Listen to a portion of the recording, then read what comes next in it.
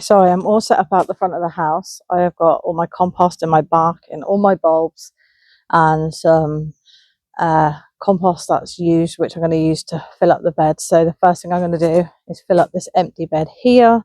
It's just got tarp on the bottom with some stones. I can't actually go down into the ground at the front because I'm not allowed to.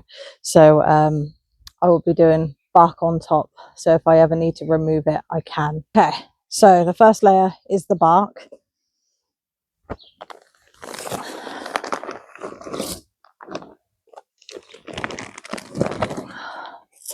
Let's hoof it in.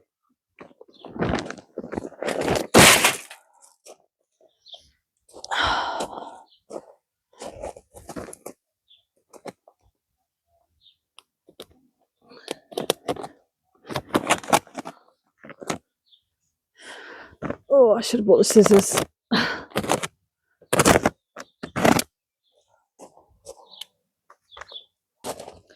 Just checking that I haven't misshapen it. And I have right here. It's a little bit bent there. Okay.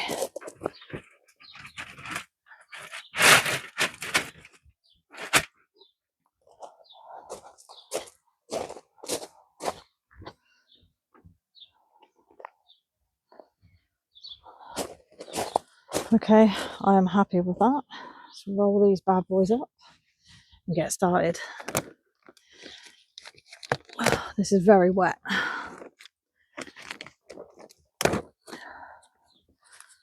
Oh.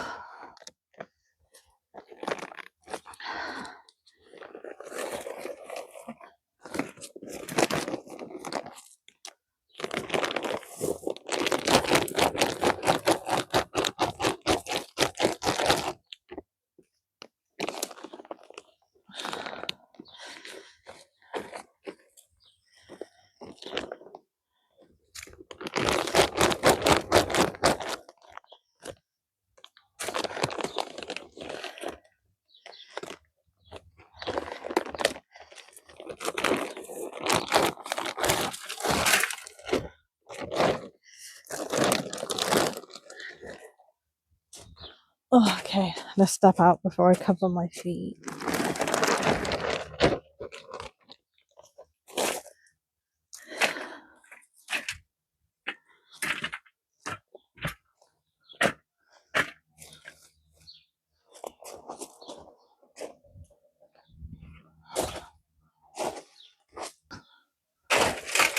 Right.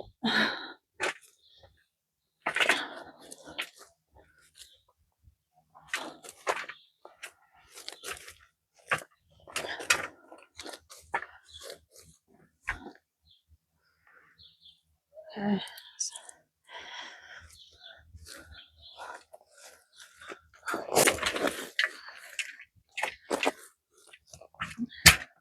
Okay, so the method is to put the bark in instead of the sticks and the cardboard, because I find with the sticks and the cardboard, although it's cost effective, it drops really quickly, so you're buying more compost a lot quicker than what you would normally, and the bark will naturally break down over a period of years into compost, so I shouldn't have to keep refilling it and topping it up.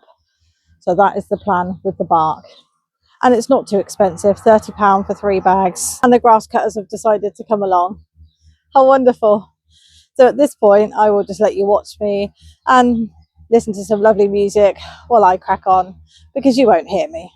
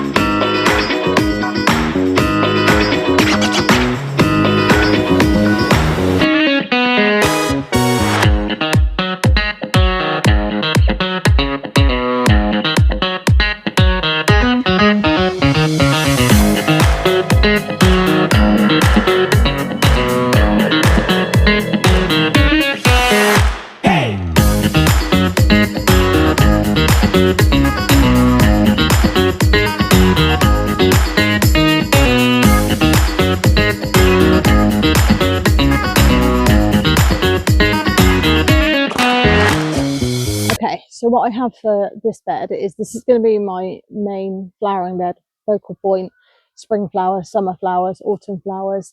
And then the other one is going to be for my edible flowers, my perennials, and some herbs. So they're not going to look identical. They are going to look different. So more bulbs will be going in this side. I am going to have some spring bulbs in this side, mainly some daffs, but all the rest of the flowers will be in here. So I've got 2 bags of the mixed daffs.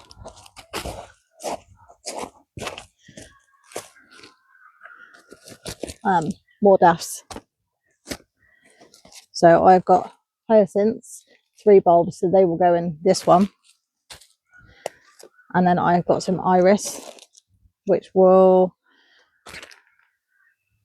probably go in this one as well. And I've got some stunning tulips there.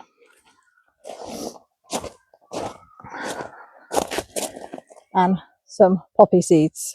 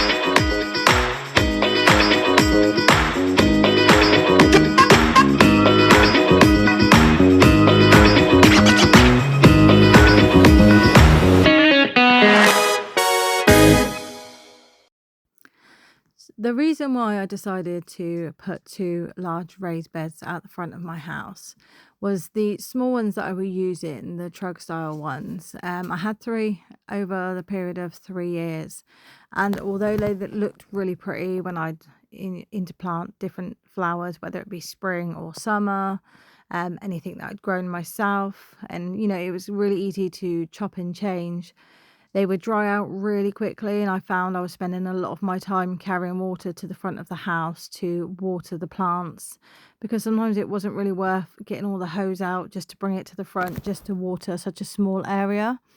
So really it's to eliminate that one issue. And we had a really hot, long summer, and I found 2 to 3 times a day wasn't enough sometimes to go out there and thoroughly soak everything.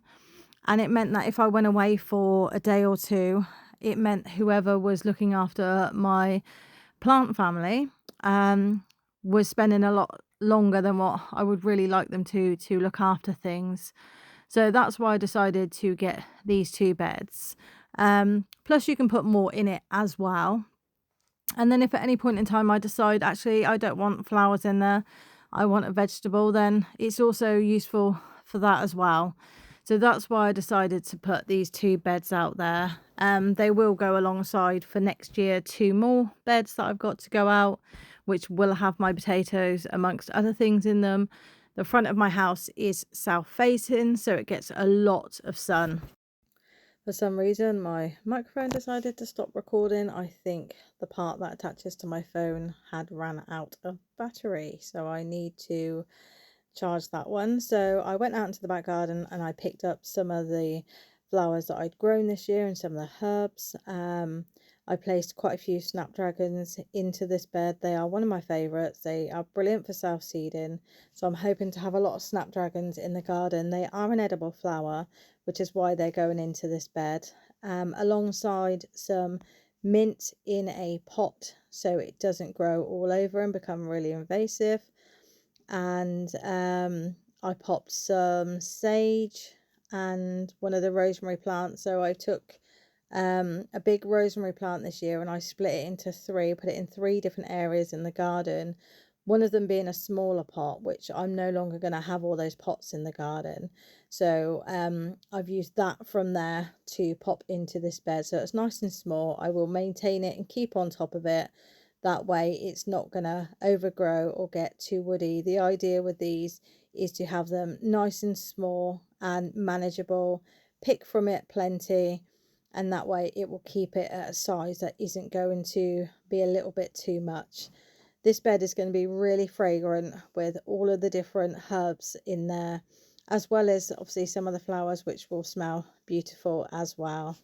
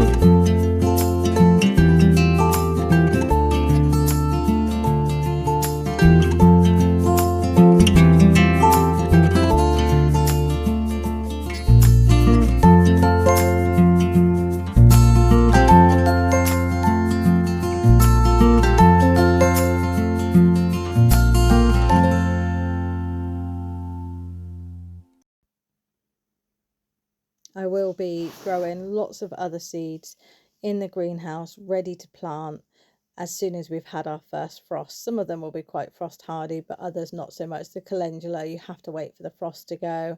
And I will use some nasturtiums as well, some cornflowers and some marigolds. So I've done what I can do for now. I'm just going to put some oils around the edges and fingers crossed.